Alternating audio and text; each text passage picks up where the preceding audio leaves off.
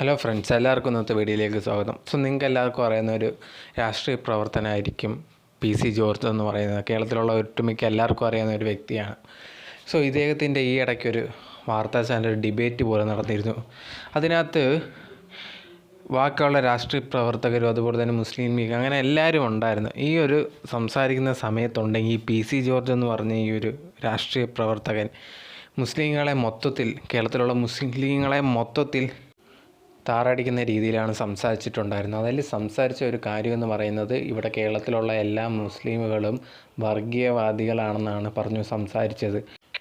ഒരു കാര്യം തെളിയിക്കാൻ വേണ്ടി ഓരോരോ കാര്യങ്ങൾ എടുത്തിടുകയായിരുന്നു. അതിൻ്റെ മെയിനായിട്ടൊരു കാര്യം എന്ന് പറഞ്ഞാൽ, ഇന്ത്യ പാകിസ്ഥാൻ മാച്ചൊക്കെ വരുന്ന സമയത്ത് ഇവിടെയുള്ള പല മുസ്ലിമുകളും ഇന്ത്യ തോറ്റ് അല്ലെങ്കിൽ ഇന്ത്യയുടെ ക്യാപ്റ്റൻ ഔട്ടായി കഴിഞ്ഞാൽ ഭയങ്കരമായിട്ട് കൈയടിക്കുക, ഇങ്ങനെയുള്ള കാര്യങ്ങളൊക്കെ ചെയ്യുക എന്നൊക്കെ പറഞ്ഞ് ഭയങ്കരമായിട്ട് ആ ഒരു വാർത്താ ചാനൽ ഡിബേറ്റ് ബാക്കിയുള്ളവരോട് സംസാരിച്ചുകൊണ്ടിരിക്കുകയാണ്. അതുപോലെ തന്നെ നിങ്ങൾക്ക് അങ്ങനെ ചെയ്യണമെന്നുണ്ടെങ്കിൽ എന്തിനായി കേരളത്തിൽ നിൽക്കുന്നത്? നിങ്ങൾക്ക് എല്ലാവർക്കും കൂടെ പാകിസ്ഥാനിലൊക്കെ പൊയ്ക്കൂടെ?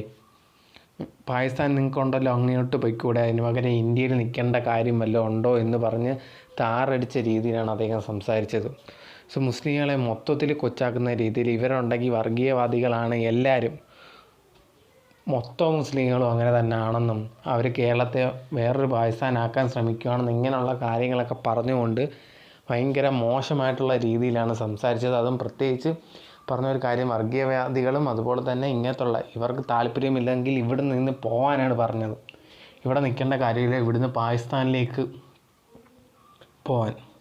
ഇങ്ങനെയൊക്കെ പറയുമ്പോഴത്തേനും ഒരു രാഷ്ട്രീയ പ്രവർത്തകനാണ്. ഇന്ത്യയിൽ നമ്മളെല്ലാവരും, പ്രത്യേകിച്ച് കേരളത്തിൽ നമ്മൾ ഹിന്ദു എന്നോ ക്രിസ്ത്യനോ മുസ്ലിമോ അങ്ങനെയൊന്നും നോക്കാതെ നമ്മൾ ഒരുമിച്ചാണ് ജീവിക്കുന്നത്. അത് പ്രത്യേകിച്ച് കേരളത്തിൽ മാത്രമാണ് നമുക്ക് അങ്ങനെ കാണാൻ പറ്റുന്നത്.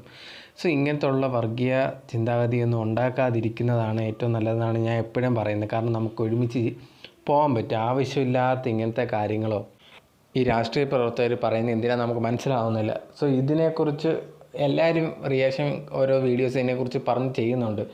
എല്ലാവരും ഇതിനെ എതിർത്താണ് സംസാരിക്കുന്നത്. അത് കണ്ടപ്പോൾ വളരെ സന്തോഷം തോന്നി. കാരണം എന്ന് പറയുമ്പോൾ, ഇങ്ങനെയുള്ള രാഷ്ട്രീയ പ്രവർത്തകർ ഇങ്ങനെ ഓരോന്ന് പറയുമ്പോൾ ഇത് കണ്ട് വളരുന്നവരും ഇതിനെക്കുറിച്ച് ചിന്തിക്കും, ഇങ്ങനെയുള്ള കാര്യങ്ങൾ അവരുടെ തലയിൽ കയറും.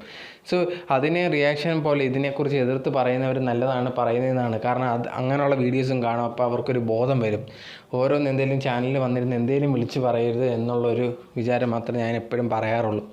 അങ്ങനെ പറയുന്നത് ബാക്കിയുള്ളവരെയും കൂടെ ബാധിക്കുന്ന ഒരു കാര്യമാണ്. എന്ത് പറയുമ്പോഴും അതേ നോക്കി പറയണം. ഇതിനു മുമ്പ് ഇദ്ദേഹം പറഞ്ഞ കുറേ വാദങ്ങളും കാര്യങ്ങളൊക്കെ കേട്ടിട്ടുള്ളവരായിരിക്കാം. ബട്ട് ഇതിന് നോക്കി പറയണമെന്നാണ് എനിക്ക് തോന്നിയത്. സംസാരിക്കുമ്പോഴത്തേന് എല്ലാവരും അങ്ങനെ സംസാരിക്കാൻ പാടില്ല എന്നും തോന്നി. നിങ്ങൾക്ക് എന്താണ് ഇദ്ദേഹം പറഞ്ഞതിനെ പറ്റിയുള്ള അഭിപ്രായം എന്നുള്ളൊരു കാര്യം കമൻറ്റ് ബോക്സിൽ കമൻറ്റ് ചെയ്യുക. Okay, by.